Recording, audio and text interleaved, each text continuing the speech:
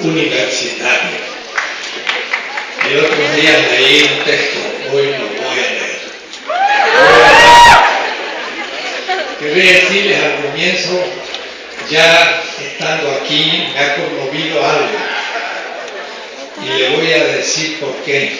Y en cierta manera también me olvidé de algo. Y le voy a decir de qué.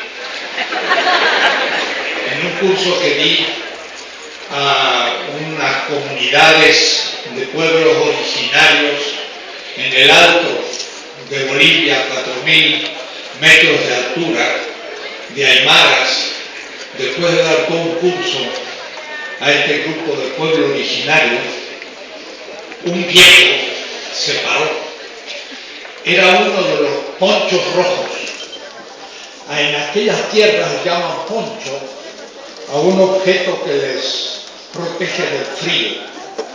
Pero poncho rojo solo llevan los sabios y los viejos del pueblo, que son los que gestionan el poder obediencial de ese pueblo. Y eso sacó su poncho y me lo puso. Dijo, es usted un poncho rojo. Y yo dije, esto vale más que un doctorado honoris causa.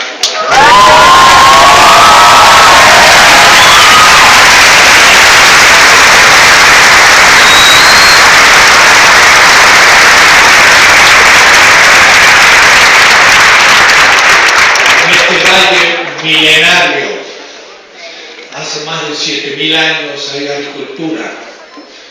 La Ciudad de México, Tenochtitlan, es la más prestigiosa ciudad desde Alaska a Tierra del Fuego. Si alguien le podría hacer sombra, sería Cusco, allá en el Perú. Pero es una no enorme ciudad por su tamaño, sino por su historia y por su prestigio. De tal manera que ser el Calmeca, es decir, la universidad de esta ciudad, porque así le llamaban los mayas, a donde formaban a sus gestores. Había estudiantes que se levantaban a las 3 de la mañana y con una espina a veces se aguijoneaban para no dormirse y estudiar disciplinadamente hace ya siglos. Así que son no ustedes los primeros estudiantes, sino que vienen muy lejos. Quiero que tengamos un poco así como el honor, la dignidad de ser un centro importante. No es ese el tema todavía, era nomás una introducción que me sugirió los hermanos del pueblo originario, que deben ser nuestras raíces, porque sin eso somos un pueblo más.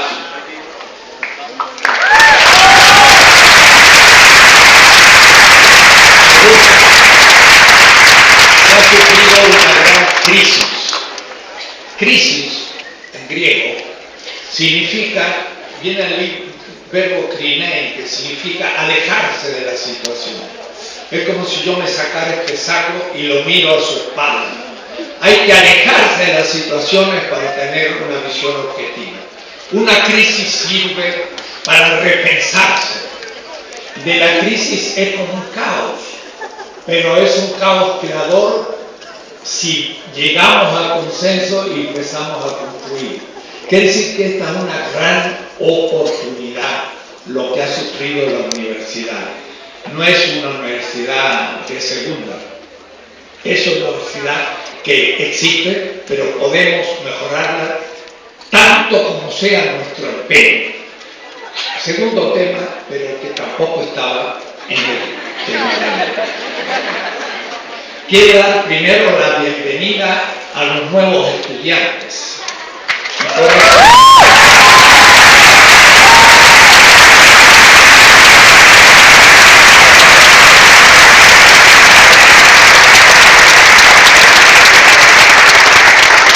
yo también tuve 18 años y entré a la universidad. Y debo decirles que lo hice con mucho entusiasmo y lo tomamos muy en serio en el grupo que entramos.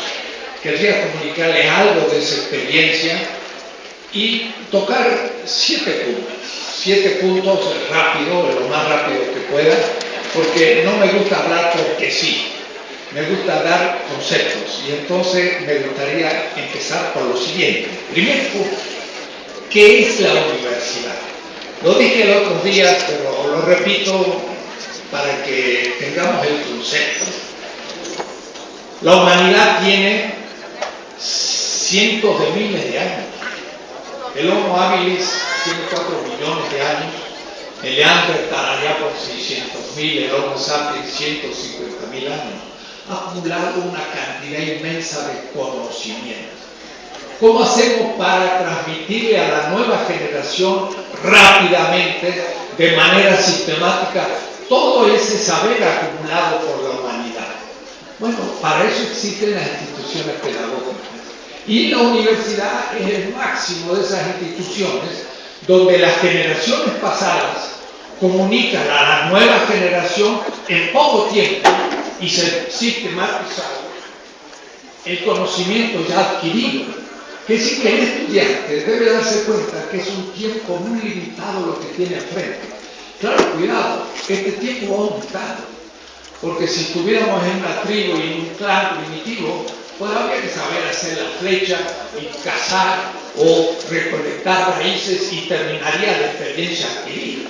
Pero en este momento la ciencia, el saber es inmenso y entonces se necesitan muchos más años para llegar hasta el nivel de que simplemente puede comenzar a manejar los instrumentos de la civilización. El que lo haga mejor ese camino, el que aproveche más, el que pueda estudiar mejor, va más rápidamente a adquirir los conocimientos necesarios para pasar a la primera fila de la generación que le corresponda.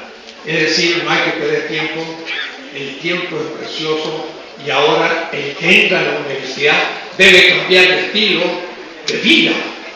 Es decir, hay que levantarse de otra manera, hay que usar sus fines de semana de otra manera, hay que empezar a trabajar. Si alguien trabaja 5 horas por día y estudia además de las clases, pues al fin de un año acumula 1.500 horas de estudio.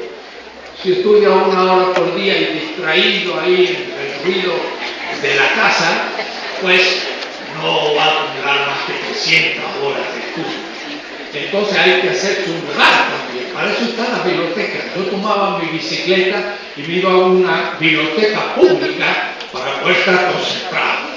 Y trabajaba 5 horas por día. Y entonces, además de la clase, y ahí entonces podía comenzar. Hay estudiantes que trabajan. Y entonces en este caso, pues es más difícil. Habrá que usar el fin de semana. Y entonces, para eso es importante. El segundo punto es el perfil de profesional que intenta cada uno. Algunos piensan que entrar a la universidad es hacer un proyecto personal. O es decir, ir a la universidad, lograr un título para abrir un camino en la competencia del mercado profesional. Muchos piensan así individualmente, pero no deben olvidar que esta es una universidad pública. Por lo tanto, la paga un pueblo y somos privilegiados de participar de ese beneficio. Tenemos una responsabilidad social, tenemos que responder a ese pueblo por lo que nos está ayudando en nuestra promoción, que no es meramente, diría alguien, solipsista. Miren, el pensamiento moderno europeo, Thomas Hobbes, en inglés, decía homo homini lupus, en latín, el hombre es lobo para el hombre, como diciendo uno lucha contra otro. ¿No es verdad? ¿Ustedes han visto alguna vez que un lobo se come a otro lobo? ¿Han visto en el Animal Channel cómo las hembras viejas de mayor edad lamen a las pequeñas crías de los lobeznos? Ninguna especie se contradice a sí misma luchando uno contra otro. es un modelo egoísta, moderno, europeo, que se nos impuso. No, no somos lobos que se comen a nosotros. Somos miembros de una comunidad y tenemos que ser solidarios con ellas.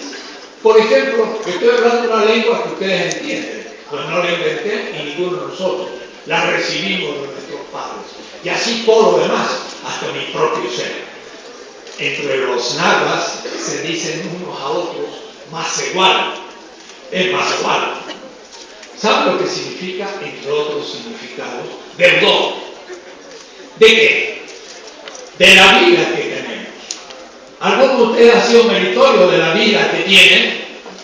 Y yo tampoco. La recibimos gratis, ¿o no? ¿Cómo vamos a merecer la vida antes de ser vivientes? Absurdo. Entonces, somos de los. Y usaban para los nahuas, en este valle milenario de México, dar a otro gratis era pagar en justicia la vida que se me dio gratis. Es otro concepto de la vida. Entonces, si yo vendo algo a otro, quedo deudor. Y esto lo piensan todas las economías de la equivalencia desde Alaska hasta Tierra del Fuego. No crean, son cosas muy profundas que tenemos que estudiar para tener otras alternativas de futuro. La segunda idea, voy a estudiar para realizar, para ser feliz, para poder vivir honestamente, pero sobre todo para cumplir una responsabilidad social. Eso es lo que me mueve a mí en este momento, aceptar este riesgosísimo lugar.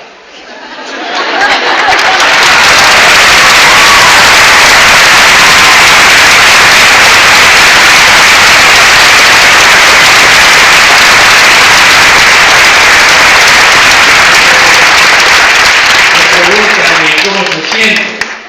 Muy preocupado. Usted está arriesgando su figura. Sí. ¿Y lo hago por quién? Por todos estos rostros que usted va a...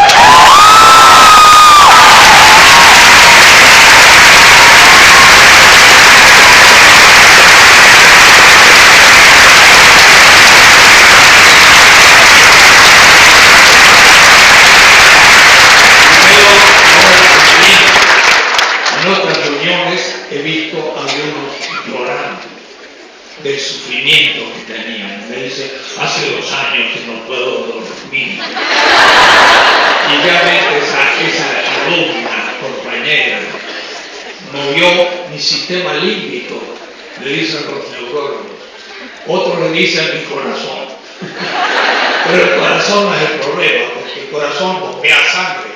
Pero es el sistema límbico el que dice, estoy entusiasmado, bombeame más sangre, y por eso se mueve el corazoncito, que es una pura bomba, pero el sistema límbico es el importante. Solidaridad como horizonte del perfil de nuestro profesional. ¿Desde qué horizonte? Mire, de un horizonte que quiero partir muy grande. La Tierra, nuestra pequeña Tierra, se ha vuelto escasa. Había tiempos en que parecía que la Tierra era infinita, que el oxígeno pues había para siempre, que el calor pues era constante, que podíamos respirar, comer para siempre.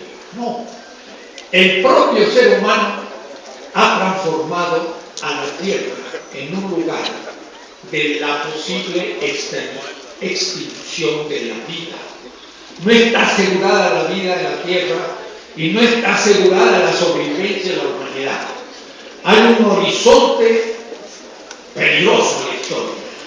Y quiero que se vea grande las cosas para después ver que la crisis de nuestra universidad es muy importante, pero es muy pequeña con respecto a crisis mucho más enormes que nos hacen tener mejor la proporción de donde nos encontramos.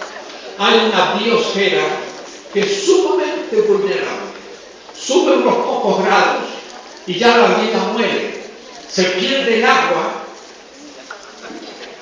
y pierde el ser humano también la posibilidad de vivir. Soy casi agua. Pero si tomo demasiado agua, me ahogo, pero si no tomo agua, me achicharro en el desierto. Es muy pequeña la sobrevivencia. La vida es vulnerable. La universidad tiene que tener un horizonte ecológico fundamental en toda la ciencia. Estamos en una biosfera, y en una biosfera que el propio ser humano ha puesto en cuestión. No quiero extenderme más, pero hay aquí problemas políticos, económicos, científicos y de todo tipo, y aún históricos. Los pueblos originarios vivían en el equilibrio de la naturaleza, mientras que después de la revolución industrial hemos destruido ese equilibrio. Me referiré al tema quizás en otros casos. Pero esto se une también a lo siguiente, al tema de que la humanidad hace unos 10.000 años, en unas regiones como la Mesopotamia, empezaron a organizar ciudades. Era el 1 por 1000 de la humanidad que estaba en ciudades. Fueron creciendo, fue en Egipto, en la India, en la China, llegó a Mesoamérica, grandes ciudades. Teotihuacán, 100.000 habitantes en el siglo IV, una de las más grandes ciudades del mundo. Una vez estaba con una profesora en Budapest, que era inglesa. Dice, usted viene de México, el Nuevo Mundo. Y le digo a la profesora inglesa, el Nuevo Mundo, ¿qué había de gran ciudad en Inglaterra en el siglo III de nuestra era común? Había unos dólmenes y menires amontonados, pero no había ni una ciudad. Yo le digo en México,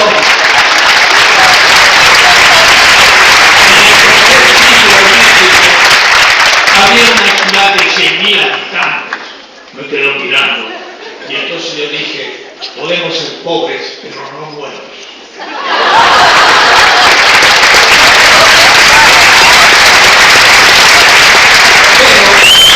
Pero el Neolítico está terminando.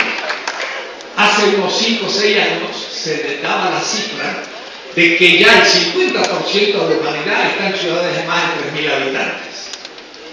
Ha terminado el Neolítico. ¿Qué significa? Que la mayoría de la humanidad es urbana. Entonces el Homo sapiens se ha transformado en un Homo urbano, un ser urbano.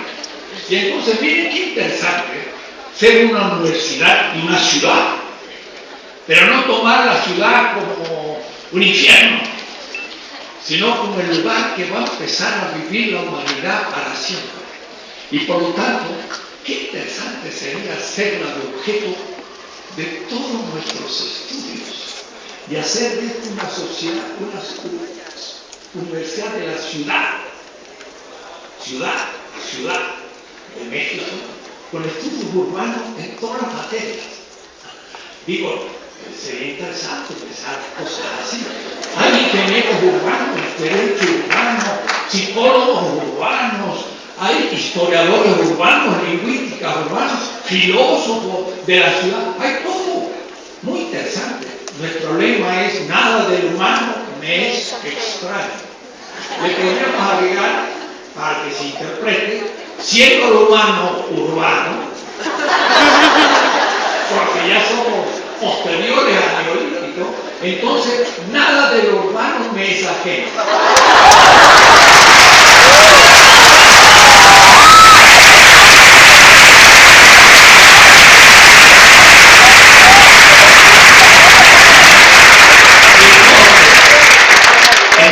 Ser una universidad más con nuevos métodos pedagógicos, con nueva conciencia social y demás, tendríamos también una peculiaridad que no tiene ninguna otra universidad. Sería muy interesante, pero en fin, el rector es un pobre servidor y sabe que hay consejos comunitarios y no se impone ninguna idea.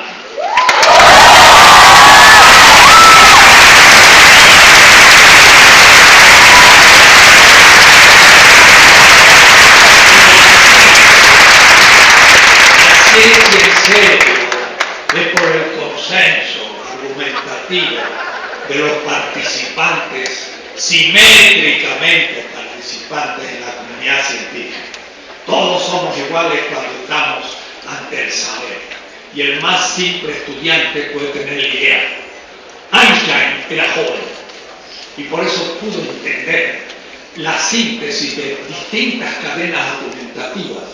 Pero Einstein era profundamente humilde, porque él sabía que avanzando 10 en el saber, sabía que había 100 que ignoraba. Y cuando avanzaba en 100, sabía que había 10.000 que ignoraba. Porque cuando usted conoce algo, conoce más todo lo que ignora. Entonces los ignorantes son los que creen saber. Así es. Y solo los grandes sabios saben que saben muy poco, aunque sea el mejor de la época. La ciencia humilde.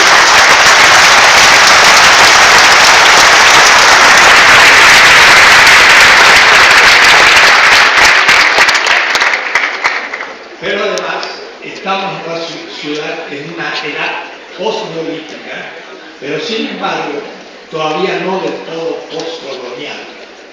Es decir, este valle fue invadido. Decimos el descubrimiento de América. Y los que estaban aquí no habían descubierto América, eran parte del paisaje junto a las arenas y las palmeras de la playa. Hace 35, 40 mil años que el ser humano estaba en estas tierras y había descubierto América. Es una falta de respeto ética y científica hablar del descubrimiento de América. Invadieron este continente hace 500 años.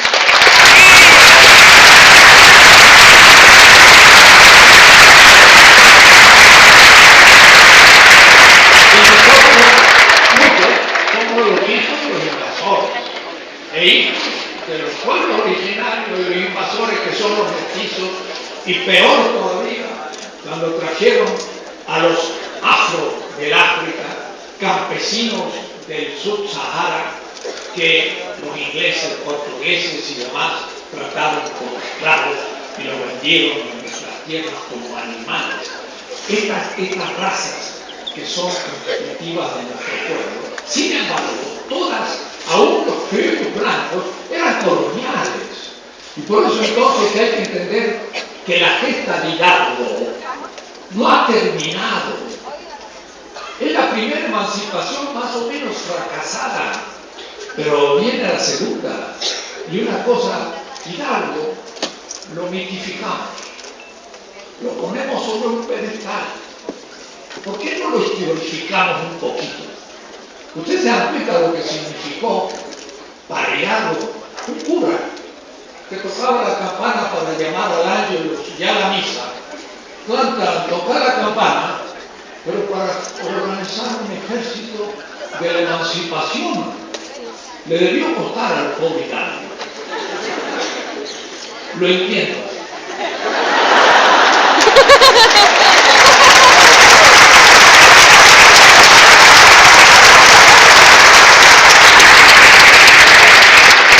Espero que no me vaya tan mal. Porque a él le cortaron la cabeza y se la pusieron 10 años para atemorizar al pueblo.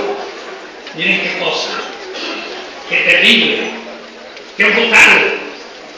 Hablan de violencia a veces, qué brutal.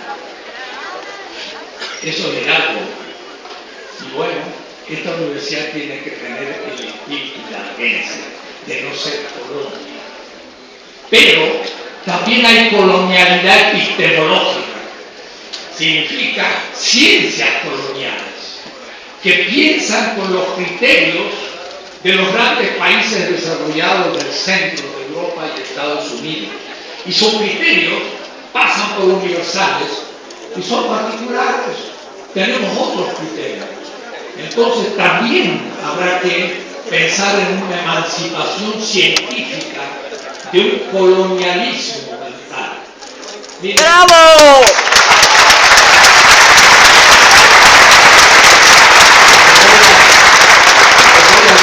muy sincero. Un amigo de Berlín me escribe un mail anoche. Era un hombre bien de izquierda y ahora es profesor en la Freie Universität Berlin y me dice, viendo el vídeo de la universidad, vi que al final cantaron unos mariachis. Eso ya fue aterrador. Un mexicano en Berlín y me dice, no vaya a ser que tú seas como Fausto, que vende tus almas al demonio. Le voy a responder, y le voy a decir, mire, yo no lo pagué al mariachi.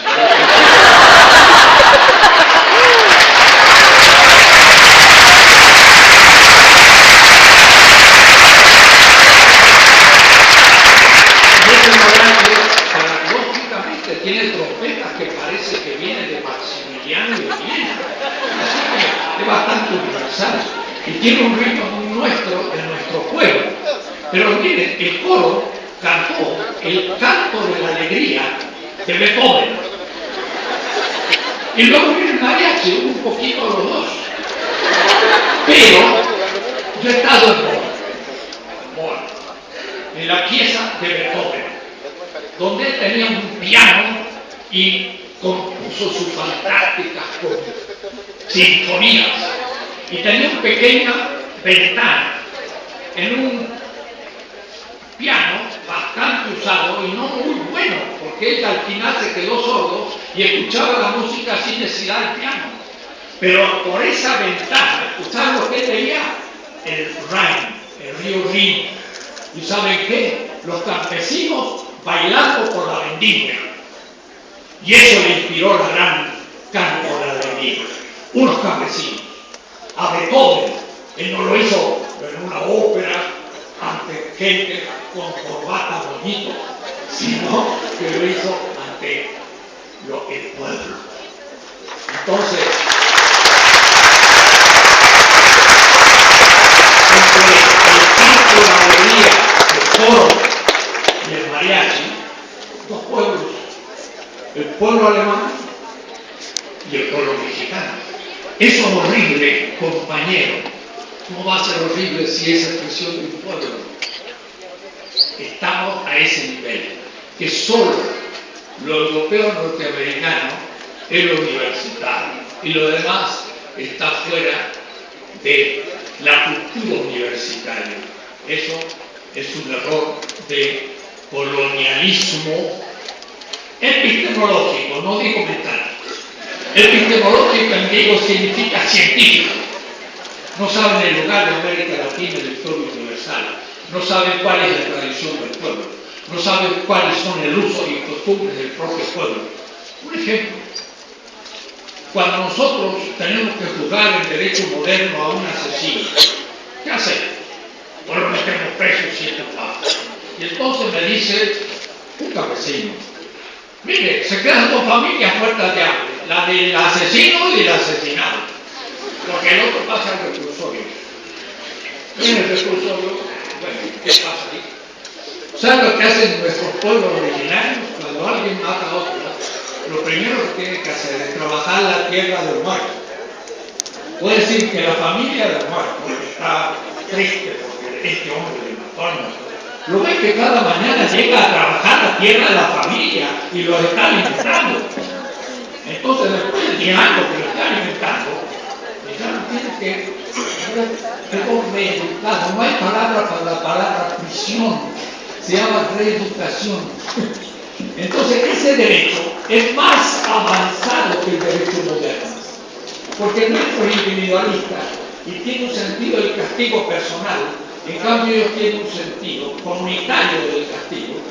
Y me gustaría entrar entonces a discutir esto en filosofía del derecho, con quien quiera. Kelsen, Habermas, Carl Schmitt, o los grandes teóricos como George Agamben y los demás, que son los que más o menos tratan las cosas que yo trato. Bueno, esta es otra idea. Vamos a estar avanzando porque no los quiero tener demasiado tiempo. El homo urbano se transforma en algo más ahora. Es un ser humano urbano que está en el ciberespacio. Inevitablemente tenemos ahora el mundo electrónico. Esto es más que la revolución industrial. La revolución industrial puso máquinas al proceso productivo, pero ahora la electrónica le ha puesto un instrumento tremendo de gestión de los datos a toda la ciencia. Entonces les digo a los compañeros que acaban de entrar a la universidad, entren por la puerta ancha. Hay que entrar a la computación desde el primer día. Si no tienen para poder comprar una computadora pequeña, pues vengan a la de la universidad, y si no hay, pídanla para que haya una computadora común. Pero si no, a un tío, una tía, a un abuelo, a alguien, díganle que les regale alguna aunque sea pequeña. Hay que comenzar desde el primer semestre a acumular todo a nivel computacional. Puede decir, la tierra tiene primero una atmósfera. Quiero cargarme ese. Después tuvo una biosfera. Después Mira el tuvo una remolino. Mira el partícula de remolino. vida. ¿Ya Después viste? tuvo una noósfera, que fue el ser humano que formó la Tierra. Ya se acabó. Y ahora tenemos el ciberespacio No sé cómo. y la comunicación electrónica. Esta universidad tiene que hacer Ah, que ya todos sé, sus alumnos dominen los medios electrónicos. De por sí eso ya es hoy una profesión y es fundamental. Y para terminar,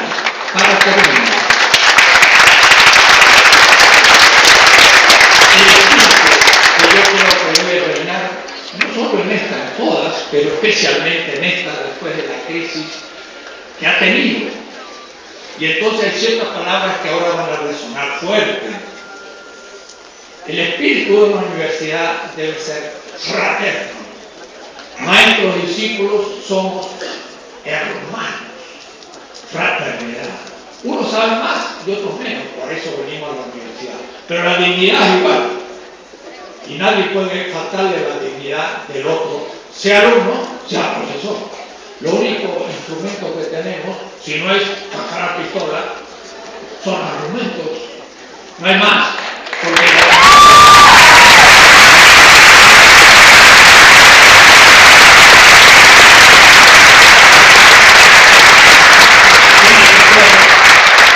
una fraternidad inteligente y científicamente estructurada. No estamos queriendo una universidad, permítame, fácil, que salga la gente rápido.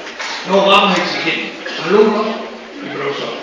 Vamos a exigirnos en la disciplina, porque la amamos para aprender, en la puntualidad, en el preparar bien los cursos, en el estudiar las exigencias, en cumplir con los exámenes, en hacer todo eso que es la universidad.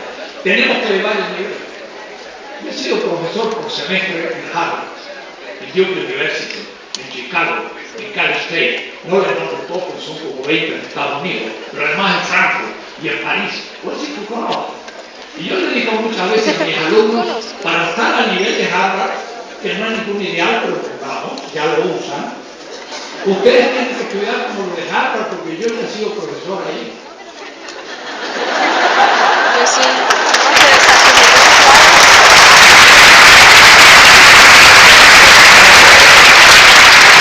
Ustedes no estudian, entonces no somos Harvard, porque no están a nivel. Hay dificultades. Que no acabó su. Nuestro consumo lee y además no sabe cómo ponerse para leer. Y en un encuentro que hubo en Madrid entre 1500 personas, estaba Eduardo Galeano. Y le digo, Eduardo, tengo que reconocerte una ¿Sí ves bien culpa, aquí? porque estuve ahí en Gandhi, saqué tu libro, uno de ellos, y me lo leí enterito, como 3 horas parado, y luego que ya me lo leí, ya lo dejé y no te lo compré.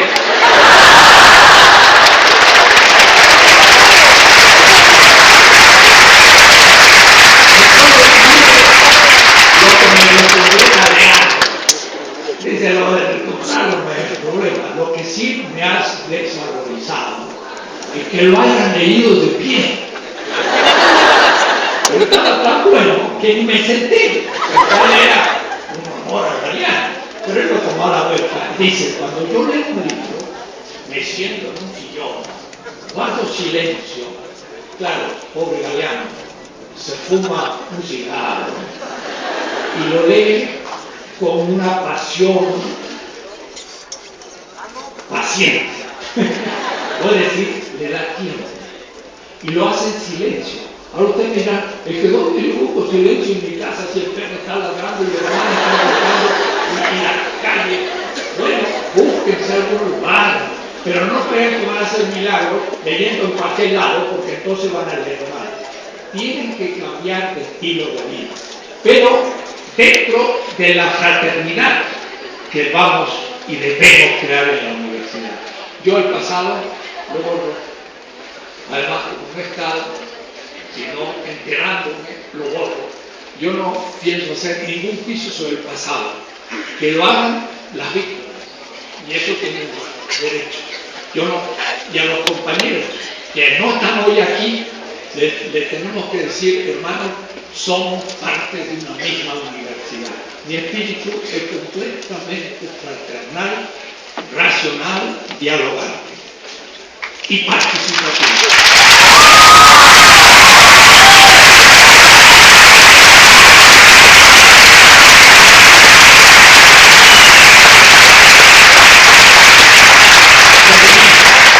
Se habla mucho de democracia y democracia representativa, pero está en crisis. La verdadera democracia, la del origen, es la participación. Es una democracia participativa. Y esta universidad tiene por ley y por reglamentos internos el ser una democracia participativa, porque el consejo de la universidad es el pleno poder. Algunos lo toman como un peligro, temen la democracia, pero otros creemos que es un modelo de universidad muy importante. Por lo tanto, no me alargo más y digo, viva la Universidad Autónoma de la Ciudad de México.